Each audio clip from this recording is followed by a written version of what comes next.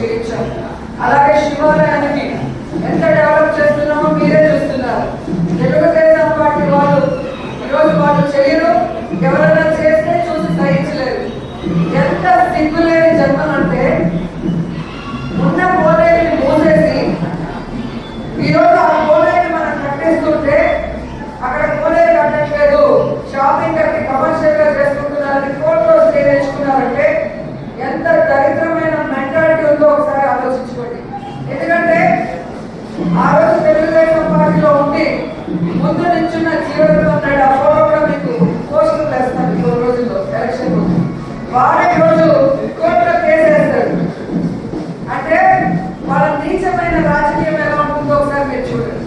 అలాగే Chellapalli road Telugu Desam party councillor తీసుకొని అది చేయకుండా అక్కడ ప్రాంతంలో ప్రజలకు ఇబ్బంది పెడుతుంటే మనం జనరల్ ఫండ్స్ నుంచి పెట్టి టెండర్ పెడితే టెండర్ వాళ్ళే వేసుకొని అది మళ్ళీ జరగకుండా కోర్టులు వేశారు.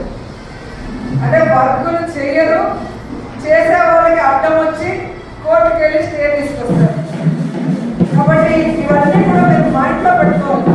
మనం ఎంత సంక్షేమం ఇస్తున్నాం, ఎంత అభివృద్ధి ఇస్తున్నాం, ఇంకా చేయాలనుకుంటే ఎలా తెలుగుదేశం పార్టీ వాళ్ళు అడ్డుపడుతున్నారు అంటే మీరందరూ కూడా యాక్టివ్ అవుతేనే కానీ వాళ్ళకి భయం ఉంటుంది. మీ ఊర్లో మీకు ఏం కావాలో మీకు తెలుసు. దానికి ఎవరైనా అడ్డొస్తే వాడికి గుయ్యం అనిపించేలాగా మీరు సమాధానం చెప్పాలి. మనకెందుకులే అంటే వాళ్ళు రెచ్చిపోయి ఏ విధంగా రౌడీజం చేస్తూ అబద్ధాలు చెప్పుకుంటూ పచ్చపత్రికలు పచ్చ ఛానళ్ళు ఉన్నాయని విషం చెప్పుకుంటూ పోతున్నారు. ఇదే సమ్మర్ స్టోరేజ్ చూశారు కదా, డబ్బుల కోసం కట్టుకొని బాను వాళ్ళ బినామీతో అది కుంగిపోయి సగం పుత్తూరు మునిగిపోవాల్సింది. ఆ రోజు రాత్రి బాబులు మన నాయకులంతా కూడా పని చేయకుండా ఉంటే పరిస్థితి చాలా విషమించేది. మనం అంత కష్టపడి ఆ రోజు రెస్టోర్ చేయడమే కాకుండా మళ్ళీ 9 కోట్ల రూపాయలని ఈరోజు దానికి తీసుకొచ్చి టెండర్స్ కూడా పెట్టారు. అలాగే మీరు చూస్తే మనకు ఒక కరెక్ట్ మున్సిపాలిటీ బిల్డింగ్ లేకుండా ఉంటే ఈరోజు అద్భుతమైన మున్సిపల్ ఆఫీస్, అలాగే మన మున్సిపాలిటీకి అవసరమైన పార్కుని ఆల్రెడీ 1 ఇయర్ ముందే ఓపెన్ చేయడం జరిగింది.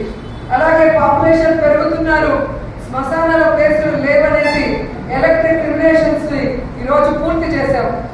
4-5 రోజులు అది కూడా ఓపెన్ చేయబోతున్నాం. ఎందుకంటే మనం బతికినప్పుడు గౌరవంగా ఉంటాము, చనిపోయినప్పుడు కూడా అంతే గౌరవంగా దాని కార్యక్రమాలు చేయించాలన్న ఒక మంచి ఉద్దేశంతోనే ఈరోజు ఆ ఎలక్ట్రిక్ రిలేషన్ మొత్తం కూడా మన రేణిగుంటలో మీరు చూస్తుంటారు ఆనందధామం అని చెప్పి. ఆ విధంగా శ్మశానం అనగానే ఒక భయం, ఒక వైరాగ్యం, ఒక అసహ్యం అనేది లేకుండా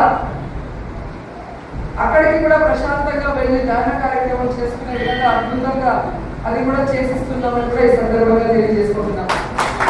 అలాగే మైనారిటీ సోదరులతో పాటు ఎవరైనా కూడా అక్కడ శుభకార్యాలు చేసుకునే విధంగా షాదీ మహల్ని కూడా చాలా అద్భుతంగా కట్టడం జరిగింది. మన అంజాద్ బాషా గారు, జకియా గారు వచ్చి షాక్ అయ్యారు, ఇది గవర్నమెంట్ బిల్డింగా ప్రైవేట్ బిల్డింగ్ అని. అంత అద్భుతంగా మహీన్ గారు చేశారు. వచ్చిన వాళ్ళు డిప్యూటీ సీఎం అయి ఉండి కూడా ఆయన ఓపెన్ గా చెప్పడం అనేది ఇక్కడ మనం గమనించాల్సిన విషయం. ఒక చిన్న టౌన్ లో తక్కువ ముస్లిమ్స్ ఉన్న ఏరియా అయినా కూడా ఈరోజు అంత అద్భుతంగా మనం కట్టగలుగుతున్నాము అంటే మీరు నన్ను 2 సార్లు గెలిపిస్తే జగనన్న నన్ను మంత్రిగా ఆశీర్వదించాక ఇక్కడికి కావాల్సిన ప్రతిదీ కూడా కోరిన వెంటనే జగనన్న మనకి చేసిస్తున్నాడు కాబట్టి మనం చేసుకోగలుగుతున్నాం. ఈ అభివృద్ధిని ఇలాగే కొనసాగించాలి. మన నియోజకవర్గాన్ని బెస్ట్ నియోజకవర్గంగా ఈ చిత్తూరు జిల్లాలో కాదు రాష్ట్రంలోనే తీర్చిదిద్దుకోవాలి అంటే 3వ సారి కూడా